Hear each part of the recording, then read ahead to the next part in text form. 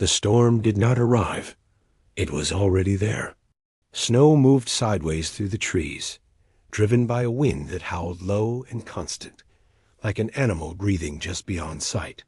The forest road was barely visible, a pale scar cut through black timber. Horse hooves struck frozen mud and ice, each impact sharp and wet, echoing unnaturally far into the woods. A sleigh tore through the storm. The lantern mounted at its side swung violently, casting light that bent and fractured through the snow. The glow revealed tree trunks passing too close, branches reaching inward, skeletal fingers clawing at the air. At the reins sat Elias Crow. His beard was stiff with ice, his cheeks split raw by frostbite, but it was his eyes that told the story wide, bloodshot, alive with a terror that no cold could numb. He leaned forward, screaming wordless commands into the wind, reins snapping, breath ripping out of his chest in ragged bursts. Beside him, his younger brother Thomas clutched a bundled shape to his chest. The baby was wrapped tight in wool and linen, small and trembling. Its cries cut through the storm, not weak, not hungry, but sharp and rhythmic. The sound rose and fell with strange precision, as if following a pattern only it understood. Elias glanced back once. "Hold him tighter," he shouted. Thomas nodded, teeth chattering so hard his jaw threatened to break. "He won't stop, Eli. He hasn't stopped since... I know." Ahead, the forest thinned. The trees pulled back abruptly, as though unwilling to come any closer, and there it stood. The farmhouse. It rose from the snow-covered earth at a slight angle, subtly crooked, as if it had sunk and then settled wrong. The roof sloped unevenly. Windows stared outward with irregular spacing, some too narrow, others too wide. Smoke poured from the chimney in a thick black column, but the wind did not take it. The smoke climbed straight up. Thomas felt his stomach twist. "Eli," he whispered. "That ain't right." The baby screamed louder. The sound hit the house like a signal. A single upstairs window flared briefly with yellow light, then went dark. Elias cracked the reins. The horses screamed in response, not neighs, but raw, panicked shrieks. They surged forward, hooves slipping, sleigh skidding sideways before righting itself again. The porch loomed. Elias jumped before the sleigh fully stopped, boots hitting wood hard enough to splinter it. Thomas followed, nearly falling, clutching the baby so tight the child's cries warped into something strangled and wet. They reached the door. The crying stopped, not faded, not softened, stopped. The silence slammed down so hard Elias felt it behind his eyes. He raised his hand to knock. The door swung inward on its own. Warmth spilled out thick, heavy, suffocating. The air inside smelled wrong. Not rot, not smoke, milk, sour and old. They stepped inside. The entryway was narrow, walls pressing close. A staircase rose immediately to the left, steep and shadowed. Directly ahead, the living room glowed orange with firelight. The hearth roared. Too loud, too hungry. Thomas moved toward it instinctively, drawn by heat, by safety.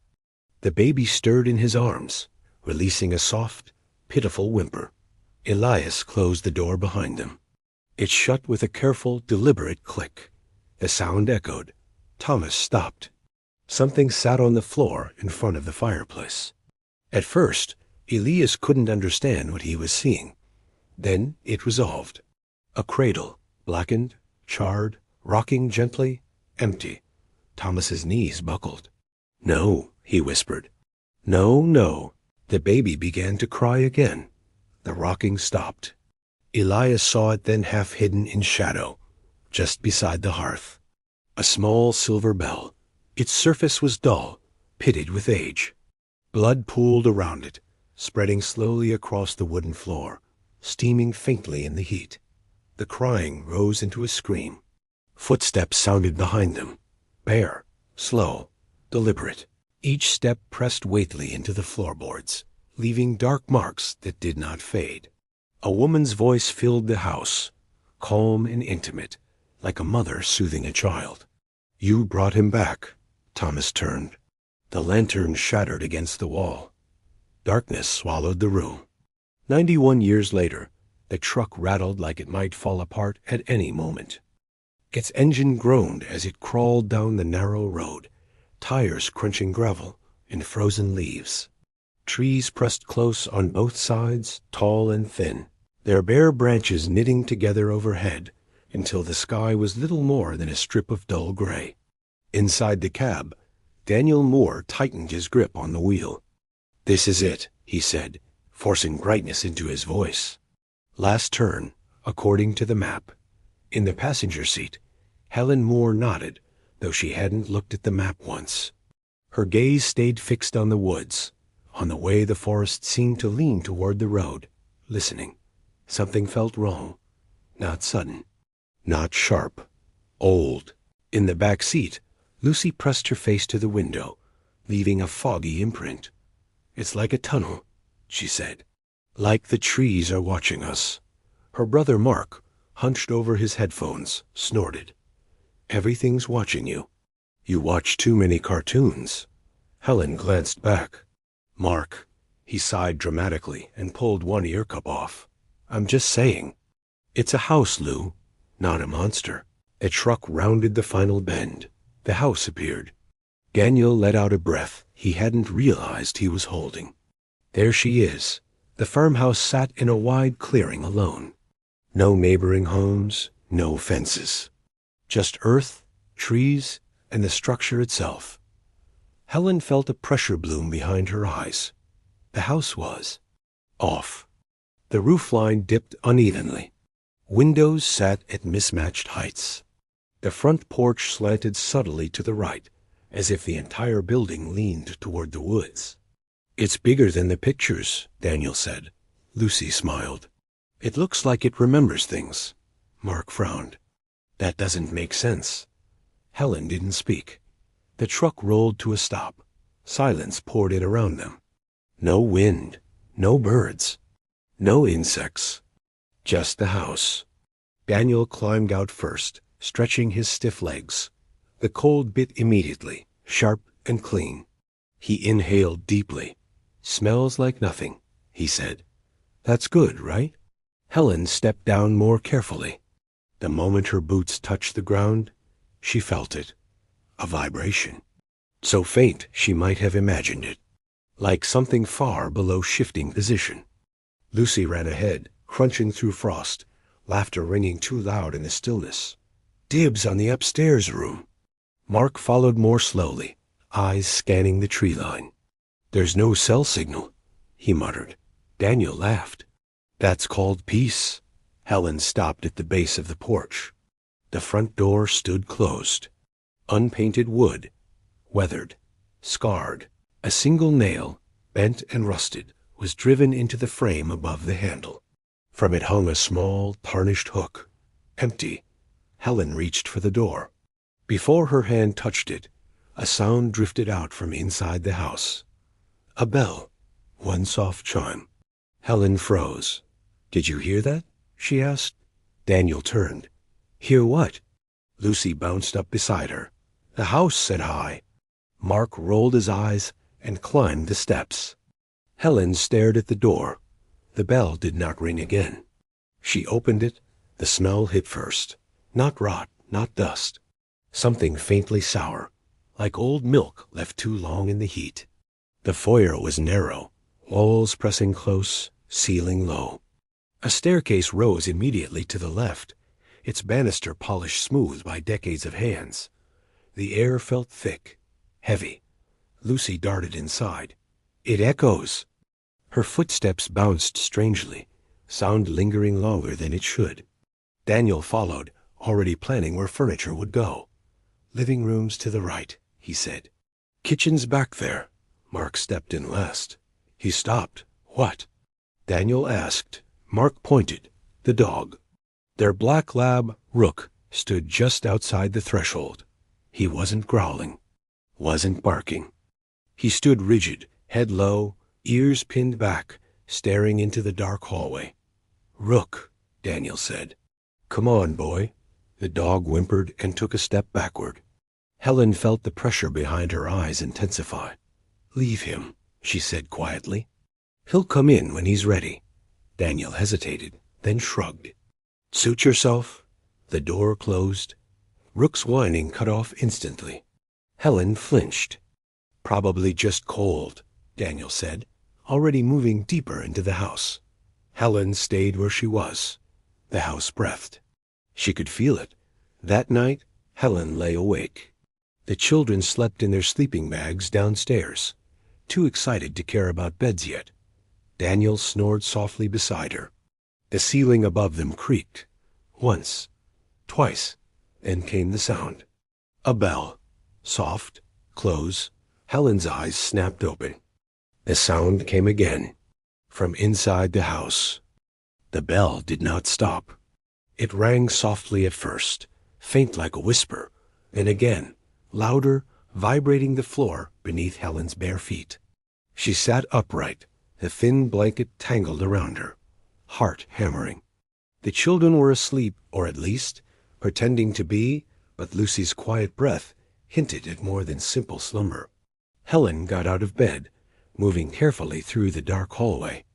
The old wood of the floorboards groaned beneath her weight. Every creak felt exaggerated, intentional, like the house was tracking her. The bell sounded again, not from the staircase, not from the kitchen. It came from inside the foyer itself. Helen's breath hitched. She bent down to look at the small hook above the doorway. Nothing hung there now. And yet, the bell was on the floor. Silver, dull, dented, still warm to the touch. Her fingers brushed it, and she felt it a pulse, faint but insistent, like the heartbeat of something alive, old, and patient. First contact. The next morning, the children awoke to frost crawling along the windows. Lucy was the first to notice the bell. It had moved. From the foyer to the kitchen table, alone. No one had touched it. "Mom," Lucy whispered. "It followed me last night." Helen frowned. "It what?" Lucy pointed. "It rang. And then it rolled. All by itself." Mark scoffed, pulling his headphones back over his ears. "It's the wind. It's a house settling." Helen did not reply. She felt the pulse again, even through her skin. The house watched through it. By noon, Daniel had moved some boxes into the living room. Furniture clanked, walls groaned, but the bell remained on the table. It did not move again until evening. At exactly 7:17 p.m., Lucy heard a whisper. "Come." Her small feet padded across the hallway. She glanced back. No one followed. The whisper called again. The tone was soft, coaxing, familiar like a voice remembered from another life. It came from the staircase. Helen noticed too late. The air grew colder, unnaturally cold, even with the heat on. Lucy's figure moved unnaturally straight, almost gliding up the stairs. Helen's voice broke the spell. "Lucy, stop!" The girl turned slowly, eyes wide, pale. Her lips moved in repetition of a word Helen didn't recognize. "Remember." The bell rang behind her once, and the sound reverberated through the walls. Helen grabbed her daughter, pulling her back. Lucy's small body was stiff, almost resisting, like the house had weight in her bones. Mark's nightmare Mark, upstairs, had been fiddling with his music. The headphones slipped from his ears when the sound arrived, a low metallic hum, vibrating the floorboards. Something knocked on his door. 1, 2, 3 sharp raps. He opened it. Nothing. Then he smelled it. Rot. Something dead, sour, old. His stomach turned violently. He spun around. His room was empty. But the closet door was slightly ajar. Mark stepped closer. The temperature dropped. His breath frosted in midair. The closet seemed to breathe, as if alive. A bell chime rang, muffled, from somewhere behind the walls. Mark froze. A whisper, not from the room, not from the closet, but from inside his own mind. Your mother will forget you. He fell to his knees, heart hammering. He felt the walls pressing inward, pressing him into the center of the room. Daniel's realization downstairs. Daniel checked the fuse box. The power fluctuated, lights dimming in intervals of 7, 11, and 13 seconds. A pattern. He muttered, irritated. Freaking house. He looked at the bell.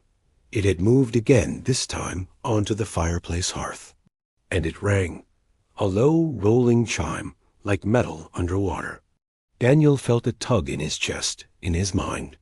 Memories of grief, loss, pain not his own, but borrowed from somewhere else flashed.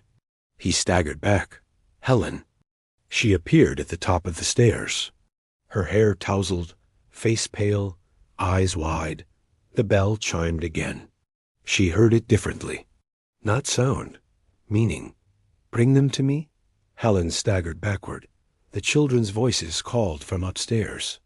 Both simultaneously, but only Lucy's voice was hers. Mark's voice was warped, echoing. The house is learning by the third night.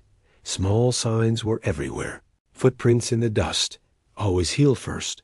No toes. The bell moves. Always toward whoever is most vulnerable, objects rearranged. Subtle.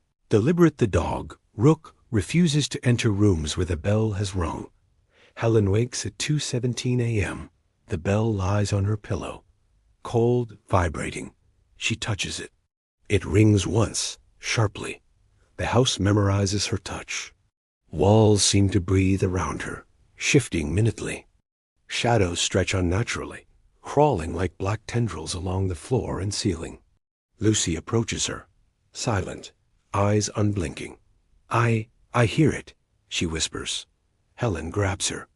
What do you hear? The woman, Lucy says softly. She wants us to remember. First physical contact that night, Mark disappears. Helen wakes to the sound of something sliding across the floor metal on wood. The bell rolls across the hall, under the door to Mark's room.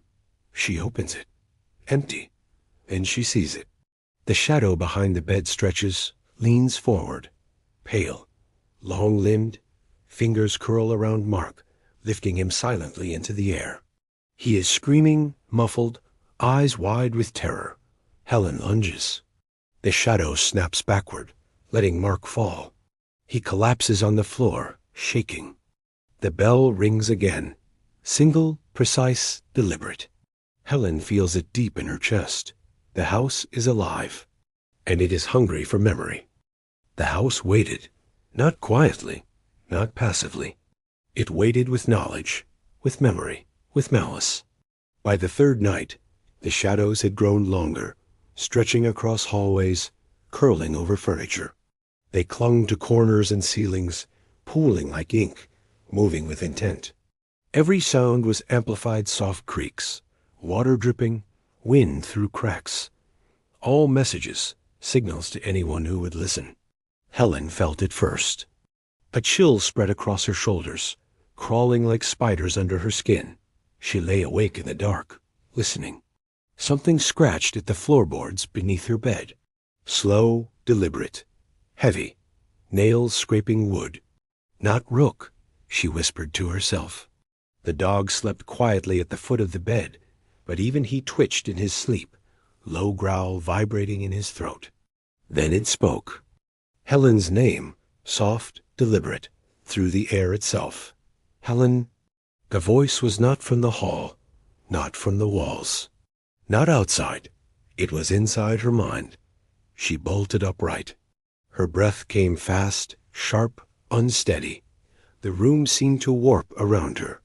The shadows stretched further, licking the walls, twisting into shapes she knew were not human. First possession attempt. Lucy stirred in the corner. Her eyes were open, pale white in the dim moonlight, her small body unnaturally still. Helen, she whispered. The same voice. Helen froze. It wasn't Lucy speaking. Or, if it was, Lucy's voice had been overridden. The bell rolled across the room of its own accord, bumping softly against the floor, and rang once a tone so cold, so precise it stole the warmth from the room. Helen reached for her daughter, but Lucy recoiled. Not with fear, but with force. Her body stiffened. Helen's heart stopped. The house had begun its work. Lucy's arms lifted slowly, as if guided by invisible hands. Her head turned unnaturally toward the doorway, eyes locked on the hall. The voice inside Helen's mind commanded, "Bring them to me. The memory, the pain, the blood." Helen screamed, ran forward, caught her daughter just as Lucy lurched forward. A loud crack echoed. The bell split in two, jagged shards scattering across the floor. The shadows writhed. Helen felt a presence enter her body, a creeping weight in her chest, a heat in her bones, a voice not her own whispering, laughing, taunting. Mark in the hallway downstairs. Mark had left his room, drawn inexplicably toward the cellar. The air grew colder with every step. Ice crystals formed on the walls, thin, delicate, sharp.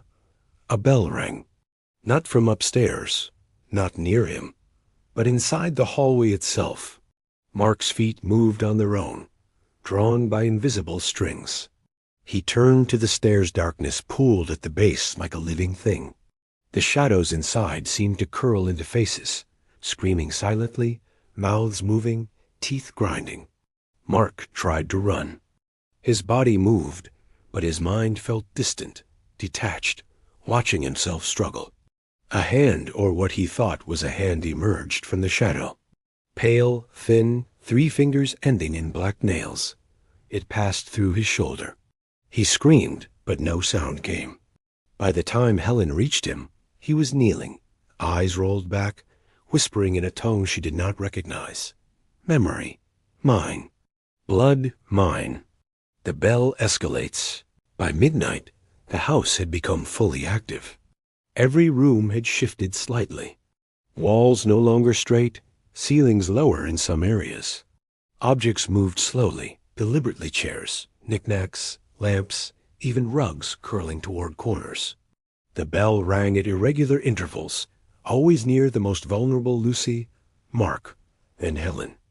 Helen realized the bell was not just a warning. It was a conductor, orchestrating the house's energy, focusing its malice, teaching it to manipulate, dominate. Rook growled from the hallway, low and menacing. He refused to enter the living room now, where the bell had rolled. A thick, viscous smell entered the air sour, metallic, like blood long dried, but freshly stirred. Helen gagged. The house had learned how to play on the senses, to overwhelm, to confuse. First physical attack, it was Lucy who took the first hit. She was upstairs, alone. Helen had followed the whispers. The shadows were thick, black, curling along the walls. The bell rang again, louder, sharper, vibrating through the floorboards. Lucy's body stiffened. She fell backward slowly, as if pulled by invisible hands. She hit the floor.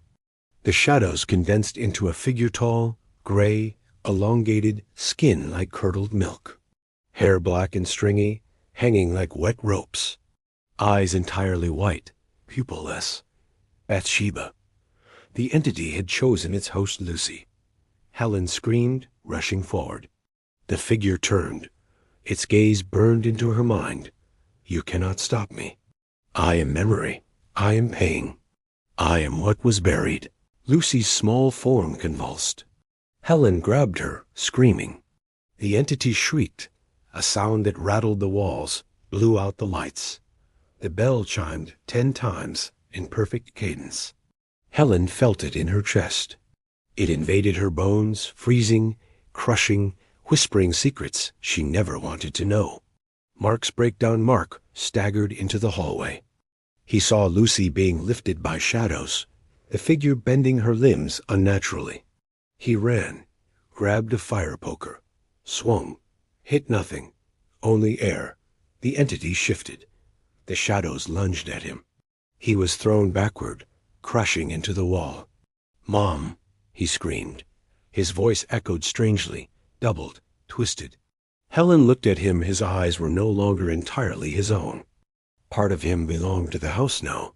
The entity testing, tasting. Full house control by 3:17 a.m. The house was fully responsive. Hallways stretched and contracted doorways appeared where none had been, windows fogged and cleared on command, revealing glimpses of past horrors. The bell rang spontaneously. Now a signal of possession. Helen understood. If the bell rang near you, it could take you. She gathered Lucy, ran downstairs. Mark followed reluctantly, stumbling. Rook barked, snapping at nothing, teeth flashing in darkness. The house shifted around them. Walls slid, doors moved, stairs twisted, banisters stretched. Helen felt disoriented, like gravity was lying. From the shadows, the entity whispered again, "Remember the pain. Bring it to me. It belongs to me." Helen realized with horror. The house was not just haunted. It was a predator. It was learning, evolving, feeding. The house was hungry. Not hunger of stomach, but hunger of memory, pain, and fear. It had tasted terror in Part 3, and now it wanted more. Helen clutched Lucy tightly, descending the warped staircase. Every step was a battle. The stairs stretched unnaturally, ceiling lowering in some places, hallway elongating in others. The walls whispered the same voice from the bell, chanting, "Bring it, bring it, bring it." Mark followed, lagging behind. His body was trembling. His mind raced. The house tested him, using his fear against him, sending whispers through the walls, past his ears, inside his skull. Rook barked repeatedly, lunging at shadows that twisted unnaturally. The dog refused to enter certain rooms, growling at walls, his instincts screaming that this was more than simple haunting. Parents targeted Helen realized something terrible. The house wasn't just after the children, it fed on parental fear, frustration, doubt. Carolyn and Roger, who had once tried to rationalize, to dismiss, to control, now felt the full psychological assault. Doors slammed in their faces, walls shifted, lights flickered violently. Voices whispered secrets of their past failures, their guilt, their buried regrets. Helen felt the floor buckle beneath her feet. She saw Roger, struggling with a shadow that mimicked his movements, reflecting his fears, almost indistinguishable from him. "Roger?" She screamed. The shadow turned its hollow eyes toward her, and in an instant it lunged, wrapping around Roger, forcing him to his knees. His own body convulsed as though pulled by strings. "The children. You failed them?" The voice was inside Helen's head now, too. The entity had learned to manipulate two minds simultaneously, twisting thoughts, bending will. Full possession of Lucy. Lucy was first. The shadows had coiled around her small body, bending her like a puppet. Her eyes were entirely white. She spoke not in her voice, but in a grating, ancient tone. "They will remember. They will bring it to me." Helen ran forward, tried to pull her daughter back, but Lucy's body resisted, unnaturally strong. The entity was now partially inside Lucy, using her as a conduit. Mark screamed from behind, "Mom, get away. It's not her."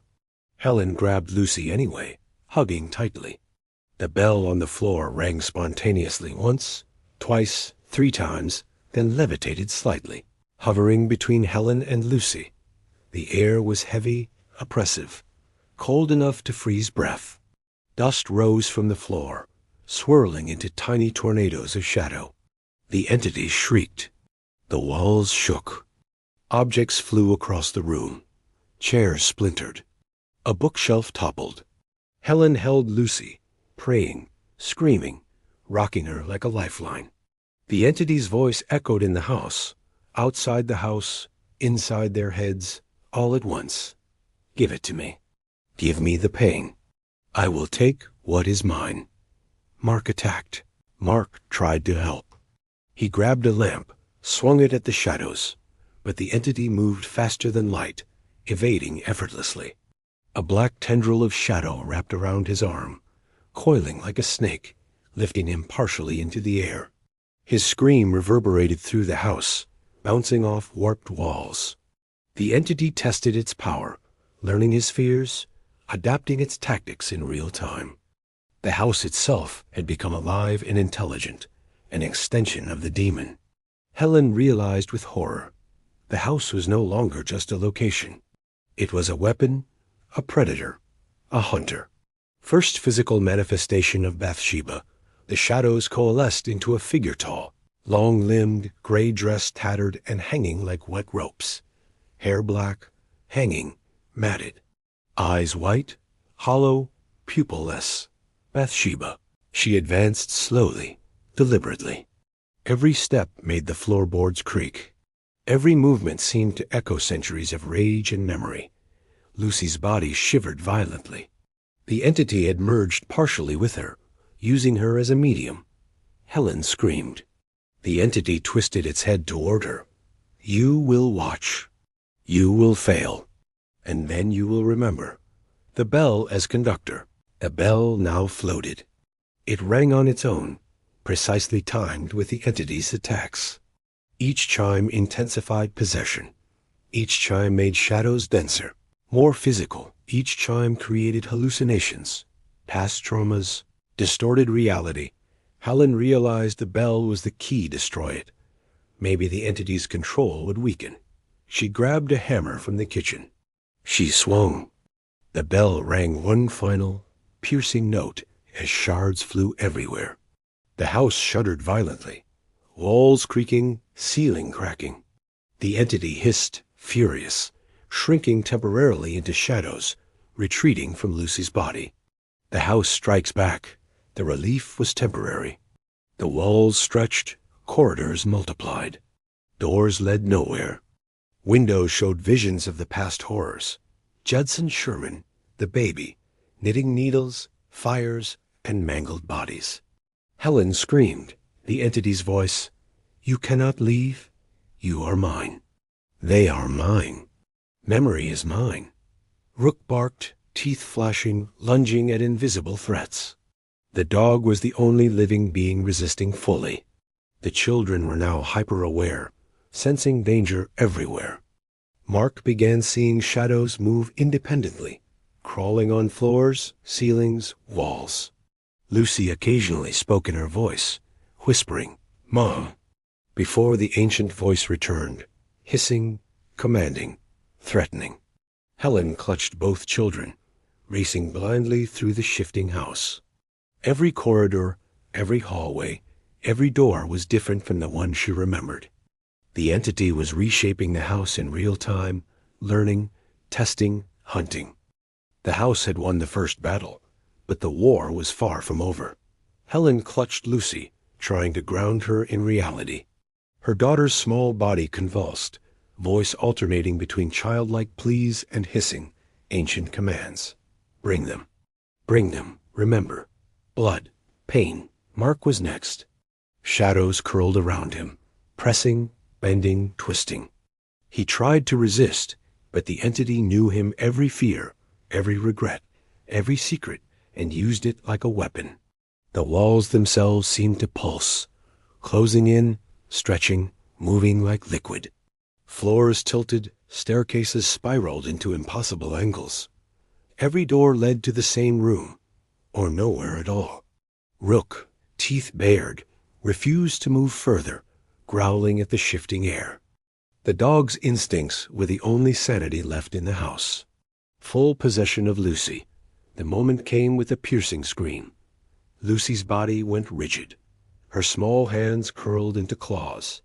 Eyes fully white, she laughed a sound that was not human, echoing off every wall, vibrating in the bones of the house. Helen felt a presence enter her mind, cold and sharp. Yield. You cannot stop me. I am memory. I am pain. I am what was buried. Helen screamed, hugging her daughter desperately. Lucy's voice switched rapidly. 1 second pleading, the next commanding as the entity tested its hold. Bring them to me. Pain. Memory. Blood. Helen realized the entity had fully merged with Lucy. This was no longer a partial possession. It was total control. Mark attacked simultaneously. Mark ran to help, but the house had anticipated his moves. Shadows reached out, coiling around his legs and arms, lifting him partially into the air. Failure. You will fail them, Mark screamed, pounding the floorboards, swinging a chair, but the shadows were too fast, too intelligent. His arms were flung aside by invisible forces, and he fell to his knees trembling. Helen ran to him, but the hallway had shifted. A wall now stood where the staircase should have been. The house had become a trap. No escape, no safe space, everything controlled by the entity. The entity speaks through the house. Bathsheba's voice echoed through every corner. You brought them here. You will remember. You will suffer. And I will take what is mine. Objects moved violently, chairs slammed, lamps toppled, bookshelves crashed. Doors slammed repeatedly, trapping the family in a corridor that was lengthening endlessly. The entity's influence had grown beyond the children.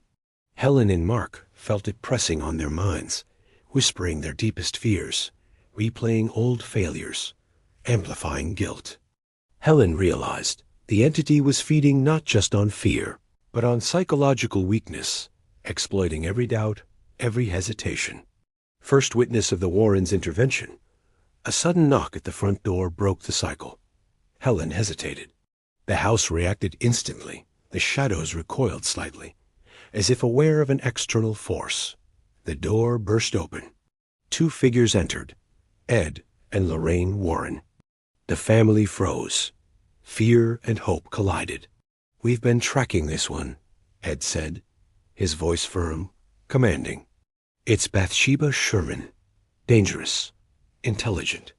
She feeds on memory, fear, and pain. Loren's eyes swept the room.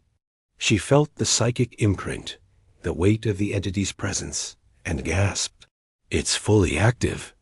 And she's inside Lucy. The entity shrieked a sound of rage, pain, and centuries-old malice. The house responded violently. Shadows lunged at Ed and Lorraine.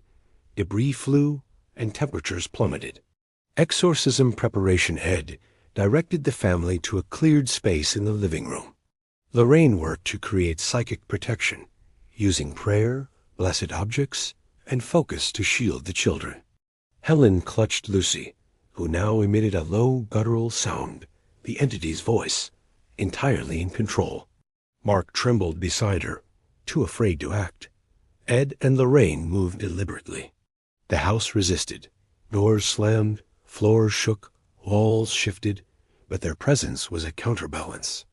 Lorraine whispered to Helen, "Focus on her heart, not the entity, the child inside. Love is the anchor." Helen nodded, tears streaming, shouting Lucy's name, holding her with all her will, her heart beating in defiance of the darkness.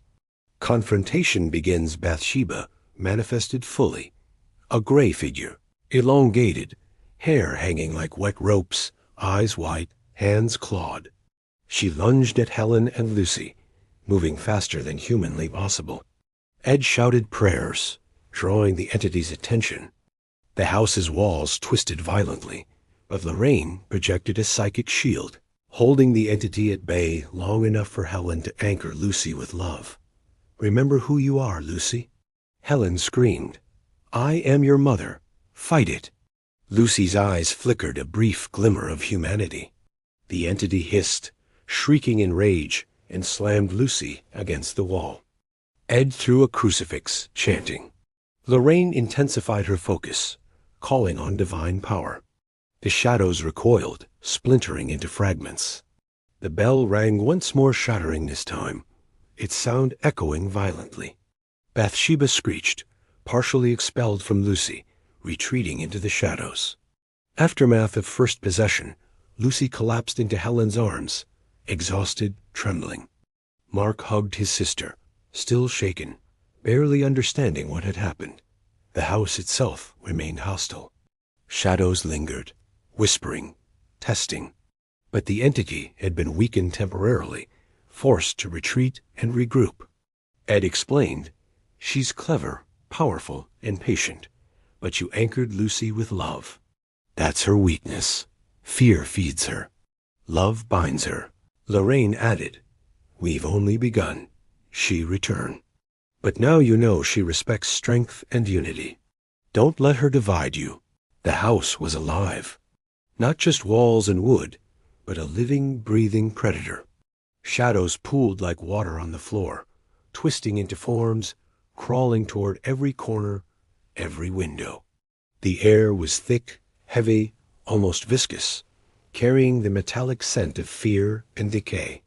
Helen stood in the living room, Lucy in her arms, trembling but awake. Mark clutched his mother's arm, eyes darting to every corner, every shifting shadow. Rook growled low, hackles raised, teeth flashing. Every instinct of the dog screamed something terrible was coming. Then the entity spoke its voice, 1,000 whispers layered together, simultaneously inside the mind and outside the room. You cannot hide. You cannot run. You will remember. You will pay. The shadows surged violently. Furniture levitated. Objects smashed against walls. The very floorboards cracked beneath the family's feet. It was as if the house itself had become a living weapon, attacking and defending in perfect unison. Bathsheba emerged, fully corporeal now. Her gray dress hung in tattered lengths, her hair like dark water trailing behind her. Eyes completely white, unblinking, glowing faintly with malice. She raised her long, bony fingers, and the shadows obeyed, forming shapes, snakes, hands, claws reaching for the family. The family under siege Lucy, partially possessed, writhed in Helen's arms. Her body convulsed as the entity tried to reclaim control.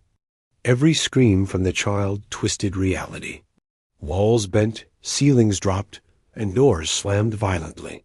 Mark tried to help, throwing a chair at the shadows. It passed through them as if air, then slammed back at him with double the force. The entity had learned it, adapting in real time. Helen shouted, clinging to Lucy, "Fight it! I am your mother. Remember who you are." Her voice cracked, filled with desperation, love, and raw determination. The shadows recoiled slightly. The entity hissed. The house groaned as if it felt pain its connection to Lucy weakening.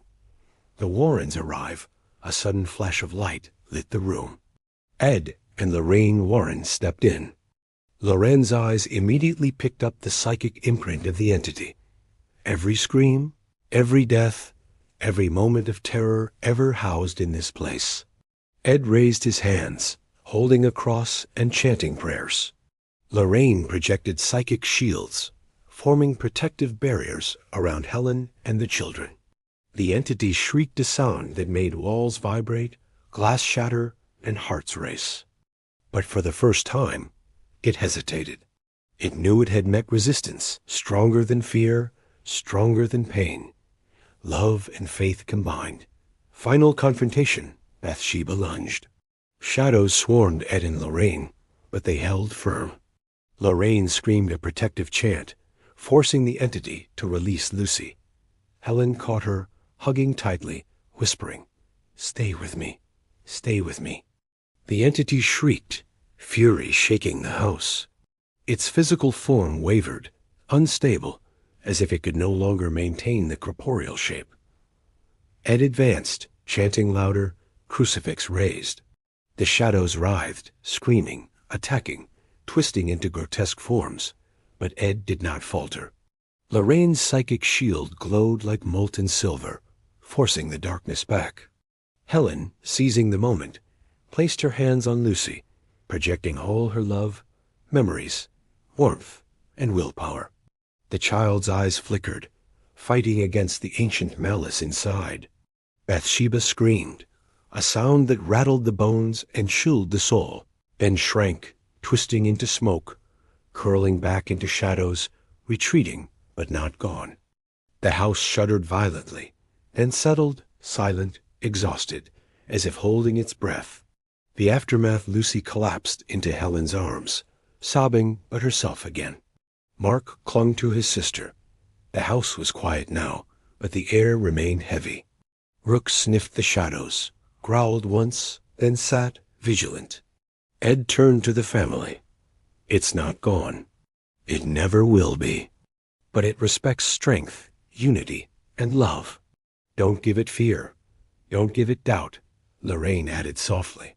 This house remembers, but you've survived. You've anchored the children. You've won this battle. Remember that. Helen held Lucy, tears streaming, exhausted but victorious. Mark hugged both, a fragile smile breaking through fear. The house still watches. From a broken corner, a small shard of black smoke lingered, swirling, watching, whispering. Remember, I will return. I am patient. I wait for the next open door. The wind howled outside. The trees whispered in harmony with the house.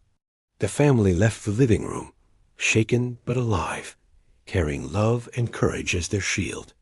The camera lingers on the house one last time, tattered, ominous, almost grinning in silence, a predator resting, waiting. The end screen fades to black. The last line echoes in whispers.